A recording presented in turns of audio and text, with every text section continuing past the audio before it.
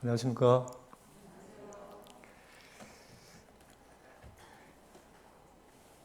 저는 좀 열이 없는 사람이라서 선풍기를 껐습니다. 오늘 처음에 부르신 찬양이 주제가 주와 동행이라는 찬양과 오늘 말씀 내용과 좀 비슷한 것 같습니다. 오늘 날 말씀은 영생의 삶을 사십니까? 라는 제목입니다. 영생의 삶을 성도님들 사십니까? 오늘 말씀은 요한 1서를 보시겠습니다.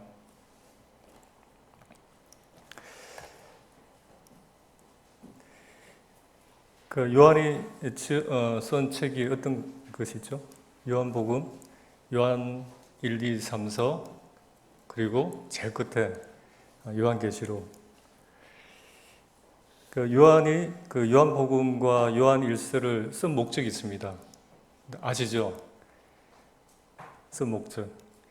먼저 요한복음을 이렇게 기록해서 수신자들, 받는 사람들에게 예수님은 하나님의 아들이심을 믿고 영생을 얻도록, 생명을 얻도록 이렇게 도와주었어요. 그 후에 요한 1서를 이렇게 기록해서 수신자들이 너희 안에 영생이 있음을, 생명이 있음을 그것을 확인시켜 주고자 쓴 편지가 요한 1서입니다.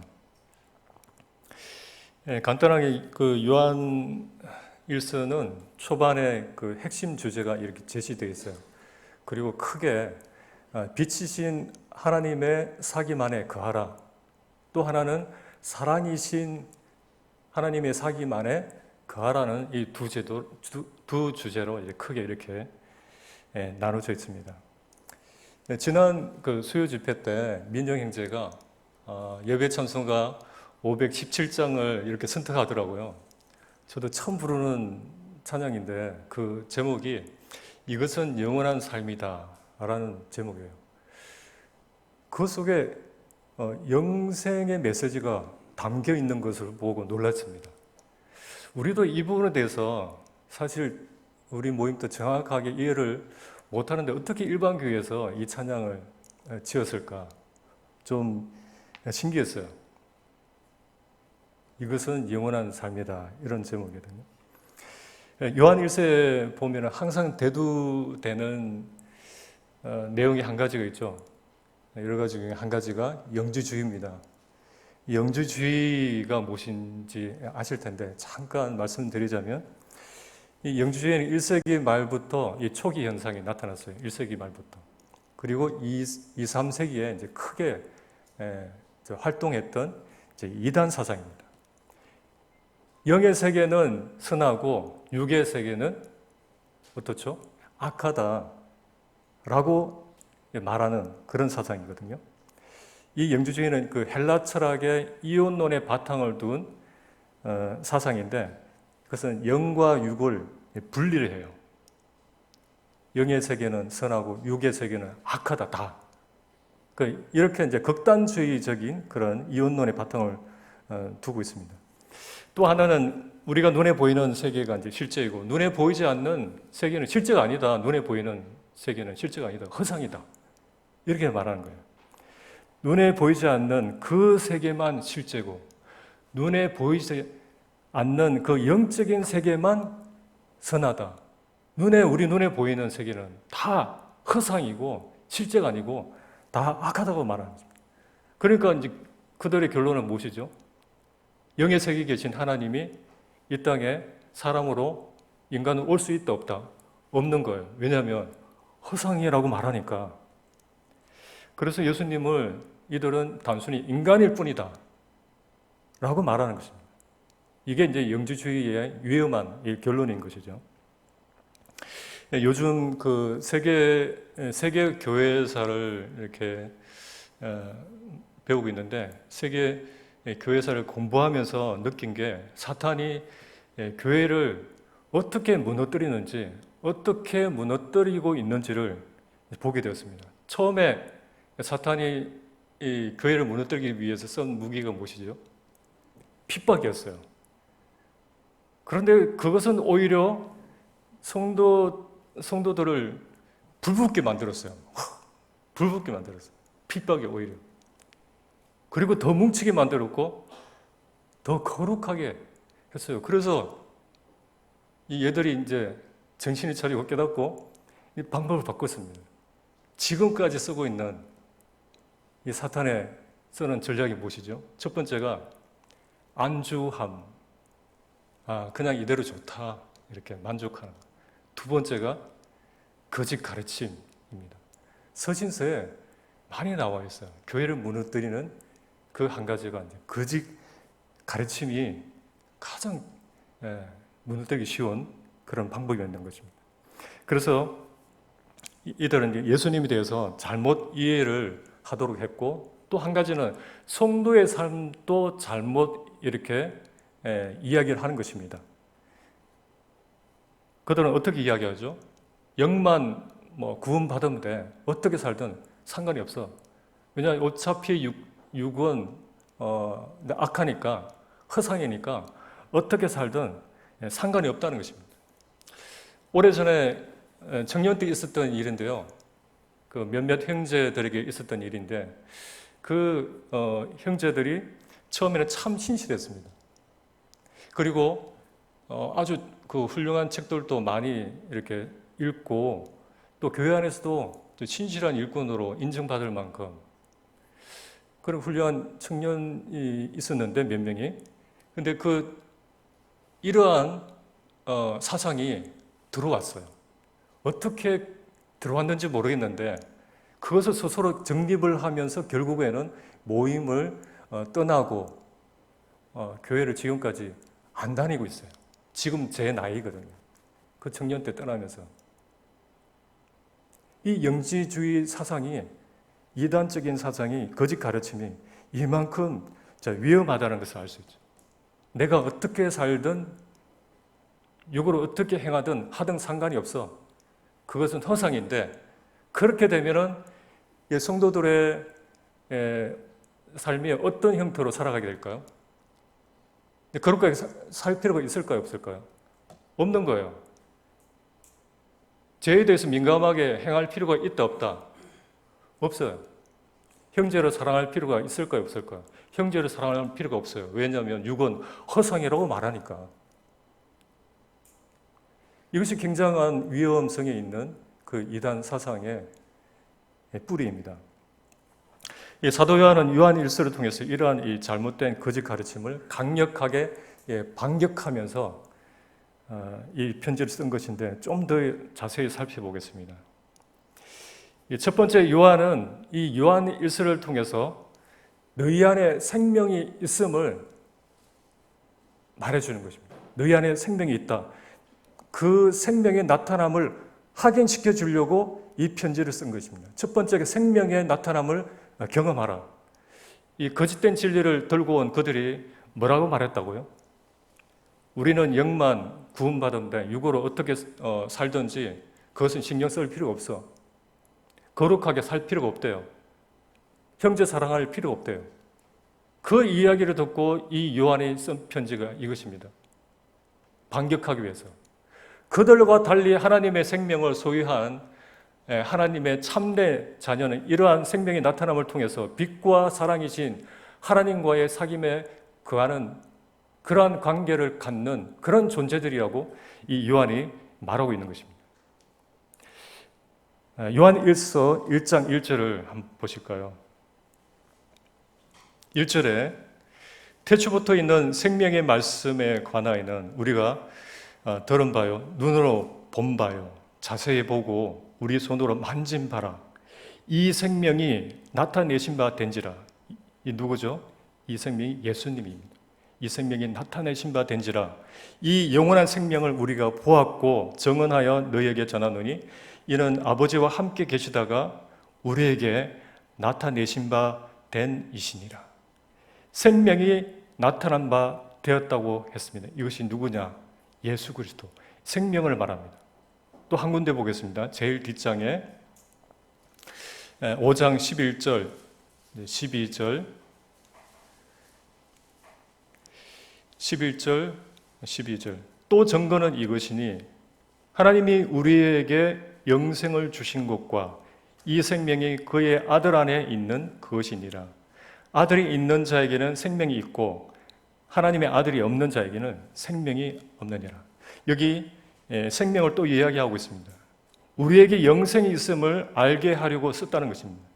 이것이 우리가 죽으면 하늘나라 갈 사람들이라고 알려주기 위해서 쓴 것일까요? 자, 그것도 해당이 됩니다. 예수님이 육신을 통해서 생명이 나타난 것처럼 우리 육신을 통해서 생명이 나타난다라고 말씀하고 있어요. 생명이 나타난다. 생명이 어떻게 나타날까요? 자, 우리 안에 하나님의 생명이 있는데 그 하나님의 생명이 어떻게 나타날까요? 예수님이 또 나타나셨거든요. 자, 앞으로 볼 것인데 이 생명이 어떻게 나타날까?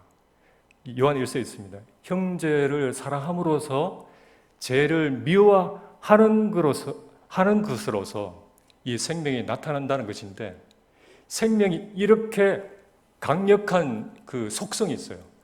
나타나는 속성이 있습니다. 요한 1서를 정리하면 빛이요 그리고 사랑이신 그 하나님과의 사귐을 말하고 있는데, 우리가 죄를 미워하고 거룩하게 살고 형제를 사랑함으로써 빛이요 사랑이신 하나님과의 참된 사귐 안에 거하는 존재라는 것을 알려줍니다. 그럴 수 있도록, 그렇게 살 수 있도록 우리 안에 무엇이 있다고요? 하나님의 생명이 작동하고 있다는 것입니다. 분명히 알아요. 하나님의 생명이 있는 사람인지 아닌지. 자신도 알고 주변 사람도 알 수 있는 거죠. 나타난다는 것입니다. 그래서 요한 1서는 무슨 서신이라고 말하자면 사귐의 서신, 그리고 생명의 서신이라고 이렇게 말합니다. 자, 이렇게 말하는 이유를 보겠습니다. 이제 요한 1서에 생명이라는 단어가 많이 나옵니다. 생명이라는 단어가 푸시케가 있고요, 조에가 있습니다.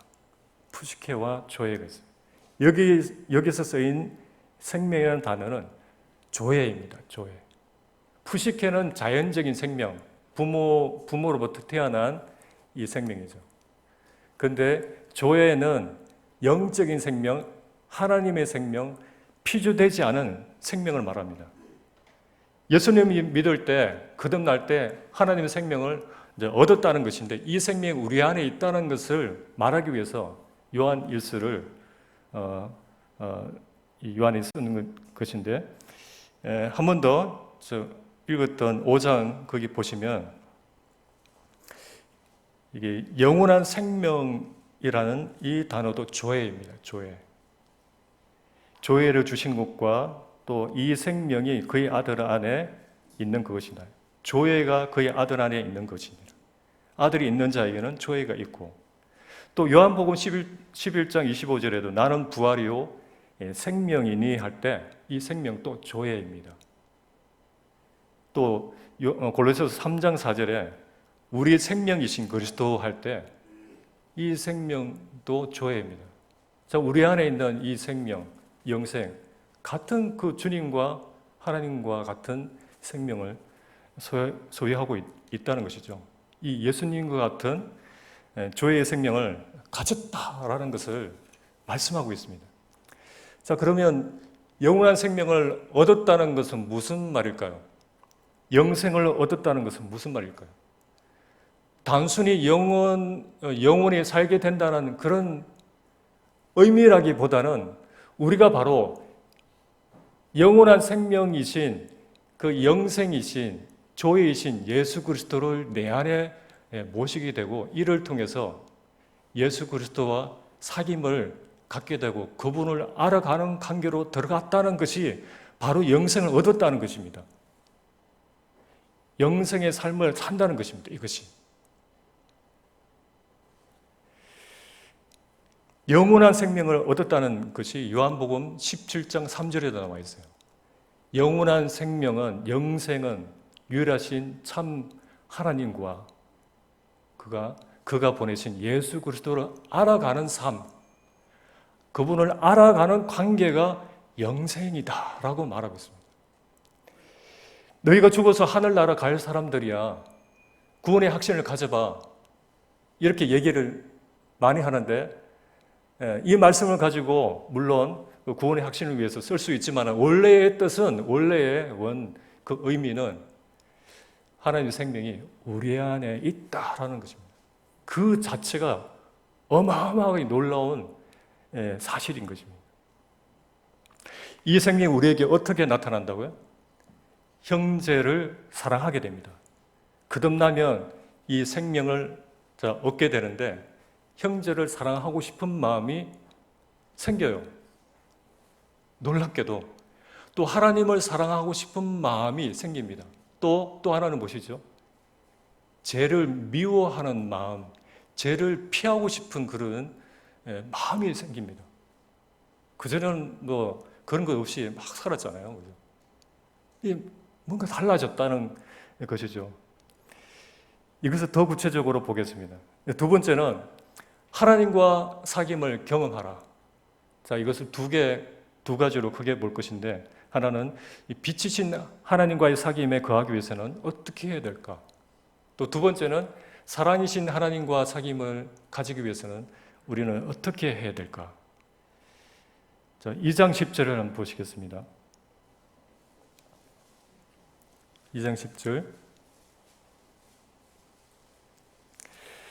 그의 형제를 사랑하는 자는 빛 가운데 거하여 자기 속에 끄림이 없으나 그의 형제를 사랑하는 자는 빛 가운데 거하여라고 있습니다. 자, 서신서에 보면 이런 표현들이 참 많이 있어요. 그리스도 안에 거한다, 주님 안에 거한다. 또 뭐 밴드를 통해서, 카톡을 통해서 그런 표현도 쓰잖아요. 주님 안에 거한다. 이것은 무슨 뜻일까요? 요한 1서에 적어도 15번 이상 나올 정도로 아주 중요한 단어입니다. 이것이 헬라어로는 메노라고 합니다. 메노. 거하다, 머물다라는 뜻인데, 이것은 단지 잠깐 들렀다가 가는 정도가 아니라 그 안에서 관계를 맺고 계속 지속적으로 머물다라는 뜻입니다. 이것은 내가 그분 안에 있음을 통해서 그분과 동일한 생명 안에서 하나로 연합되어서 그분과 친밀한 사귐이 지속되고 있는 상태를 그리스도 안에 거하다, 주님 안에 거하다라는 그런 뜻입니다. 사도 바울도 그리스도와 연합을 이야기할 때 그리스도 안, 주님 안이라고 하는 독특한 표현을 썼거든요.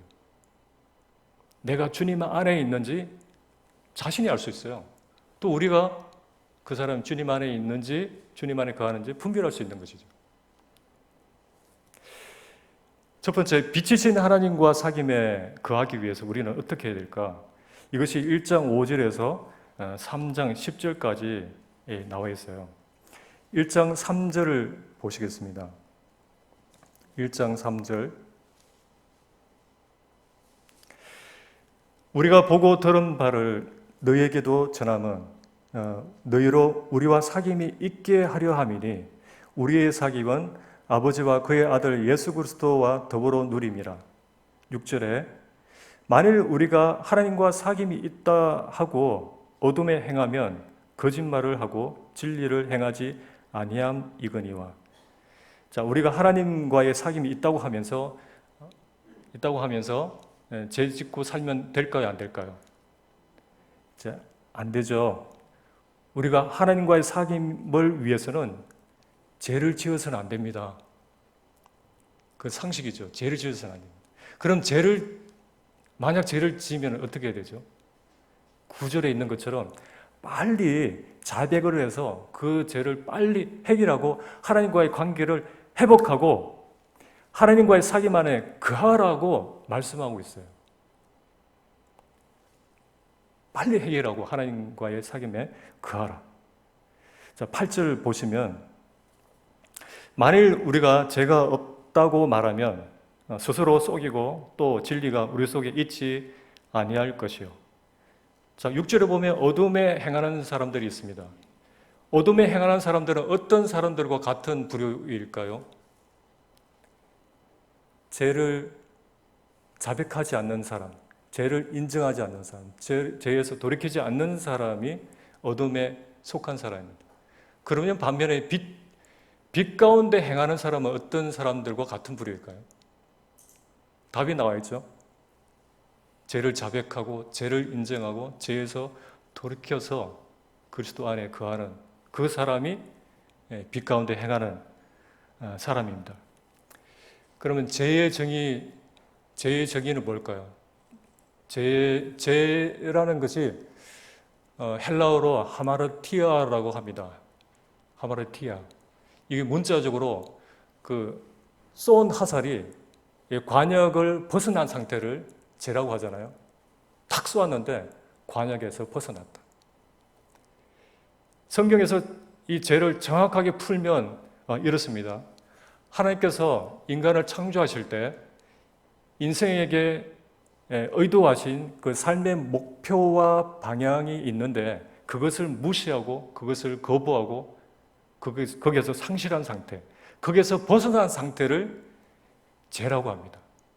그러니까 그분께 순종하지 않고 그분께 경배하지도 않고 그분을 영화롭게도 하지 않는 것이 죄라는 것입니다. 그분께 순종하고 있는지 없는지, 그분을 경배하고 있는지, 그분을 영화롭게 하고 있는지 없는지, 또 하나님께 의존하는 관계를 벗어나서 그분의 주권 아래 있는 것을 싫어하는 그것이 바로 무엇이다? 죄의 본질입니다. 거기에서 죄가 시작되는 것이에요. 그런데 이렇게 이것이 심각하다고 생각하는 사람들이 이런 상태에 있는데 이것이 죄라는 것을 심각하게 생각하지 않는 사람들이 있다는 것은 그렇게 생각하는 사람이 적다는 것이 좀 이상한 거예요.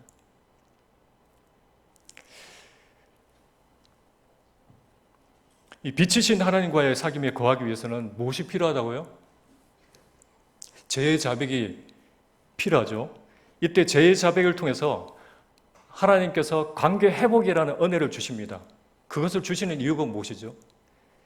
죄에 대한 그 방종을 의도한 것이 아니라 오히려 죄를 짓지 않도록 하기 위해서 그렇게 하나님께서 은혜를 주신 것입니다. 주님 안에 거하는 자는 지속적으로 죄를 짓는 그런 모습을 보이지 않는다는 사실인데 왜 그렇죠? 하나님의 생명의 특징이기 때문에. 이 생명의 특징이 무엇이냐면 죄와 상관이 없는 특징이 있어요. 죄와 상관이 없는 생명이에요.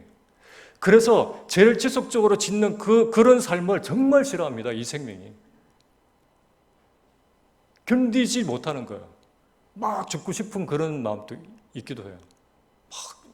그전에는 그런 마음이 없었는데.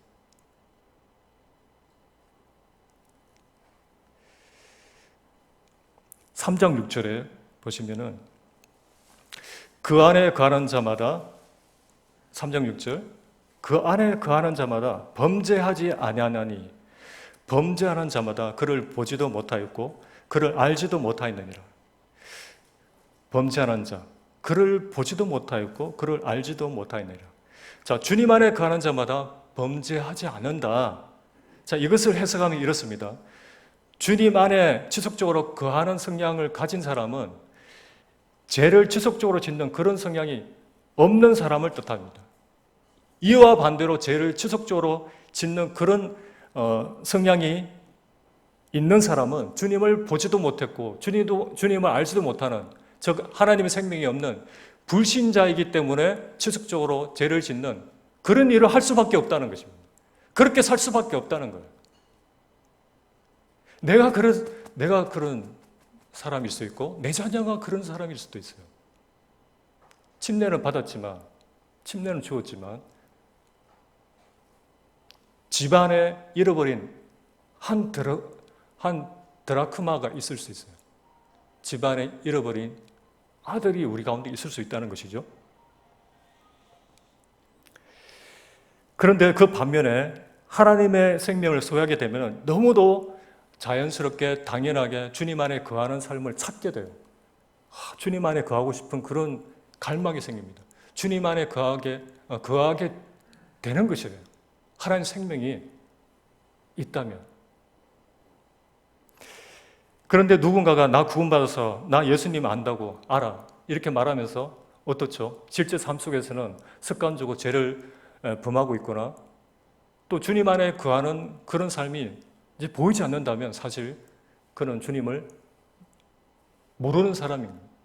불신자라는 것이죠. 두 번째, 사랑이신 이 하나님과 사귐에 거하기 위해서는 어떻게 해야 될까요? 3장 11절에서 5장 12절까지인데요.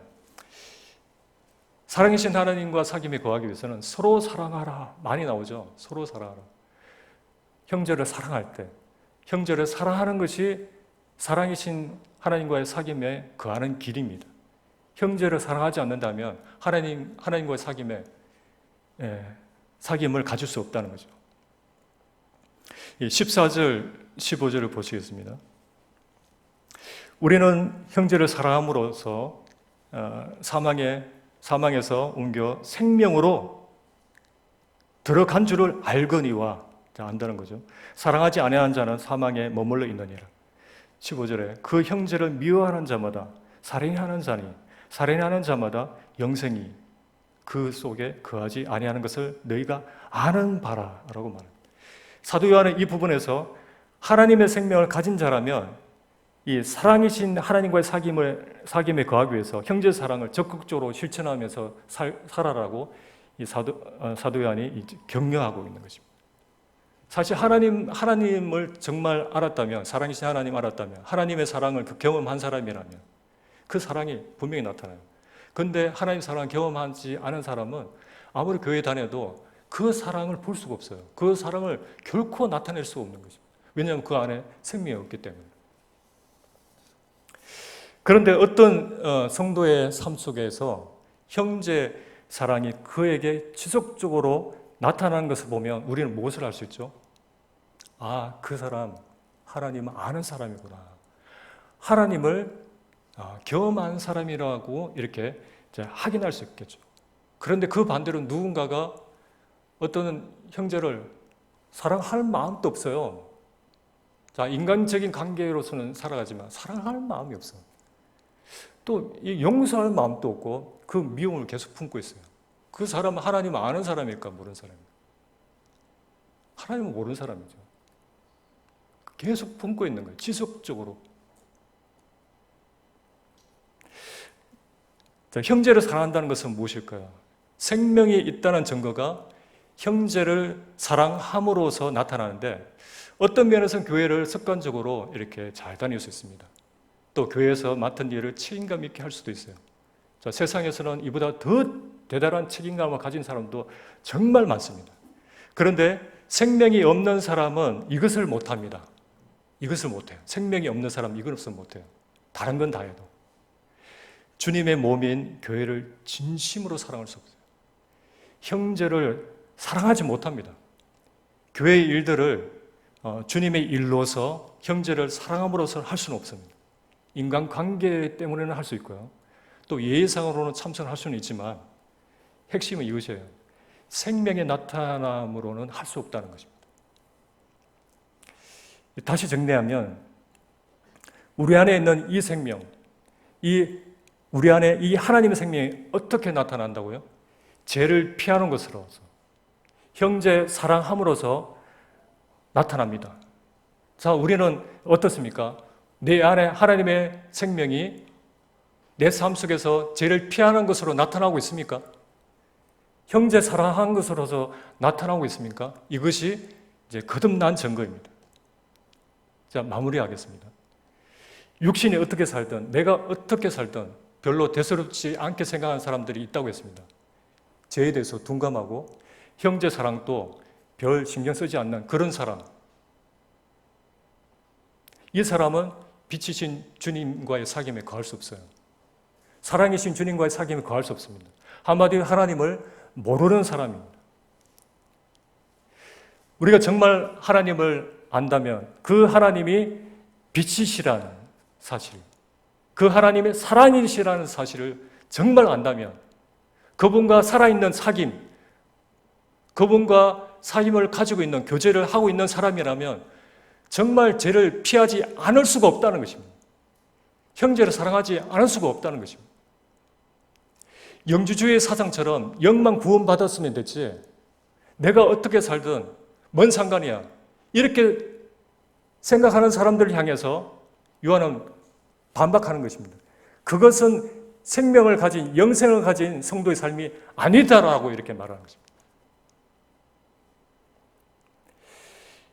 유다서와 이 베드로후서 이 두 편지도 동일하게 아주 중요하게 다루고 있는 핵심도 이것입니다. 거짓 가르침. 어떤 거짓 가르침이었죠? 이 두 편지. 하나님의 은혜를 방탕의 기회로 삼는 자에 대해서 말하고 있어요. 자, 오늘날로 이제 표현하자면 이렇습니다. 나 이제 은혜로 제사함 받았으니까 내가 어떻게 살더라도 하늘나라 가는 데는 문제가 없어. 그러니까 이제 내가 원하는 대로 막 살아보자. 죄를 자유롭게 짓고 그렇게 살더라도 문제가 없어. 아무 문제가 없을까요? 유다서 1장 4절을 보면 하나님의 은혜를 방탕의 기회로 삼는 자라고 말하고 있습니다. 그리고 14절에도 성령에 없는 자라고 말하고 있습니다. 형제 자매님, 하나님 생명이 우리 안에 있습니까? 하나님 생명이 우리 안에 있습니까? 정말 있습니까? 왜 대답을 안 하십니까? 정말 하나님의 생명이 있으면 성경을 읽을 때 생명이 말씀이잖아요. 또 지금 주님의 생명의 말씀이 이렇게 전달되어 오고 있습니다. 그렇다면 내 안에 있는 이 생명이 분명한 반응으로 나타나야 된다는 것입니다. 빛이신 그 하나님과 사귐에 거하기 위해서 죄를 피할 것인지 죄를 피하시겠습니까? 사랑이신 그 하나님과 사귐을 가지기 위해서 형제를 사랑할 것인지 형제를 사랑하시겠습니까? 하나님의 이 생명을 소유한 자는 그 생명이 내 삶 속에서 나타난다는 이 사실을 기억하면서 나의 삶 가운데 정말 이 생명이 나타나고 있는가? 하나님 생명이 나타나고 있는가?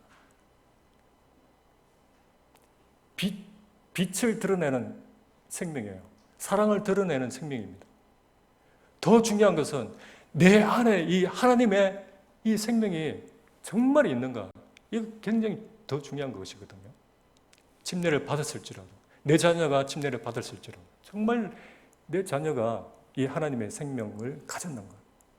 참 이것을 한번 우리 자신도, 우리 자녀들도 한번 돌아보는 그런 시간을 가졌으면 좋겠고요. 이런 생각이 들었습니다. 천국에 가면은 한 가지, 여러 가지 중에서 한 가지 후회할 것이 있을 것 같아요. 그것이 무엇이냐면 이 땅에서 하나님과 사귐을 얼마 갖지 못했다는 것. 구원은 받겠지만 이 하나님의 이 영생의 삶을, 이 하나님과 사귀는 이 삶을 참 이게 얼마나 귀한 축복인데 이것을 누리지 못했다는 것. 천국에 가면 그렇게 살겠지만 그 순간이 하나님께서 하나님을 알아가고 하나님 복을 경험하는 이것은 정말 빼앗길 수 없는 것인데 이 은혜를 성도님들이 다 누리면서 사시기를 바랍니다. 자, 마치겠습니다.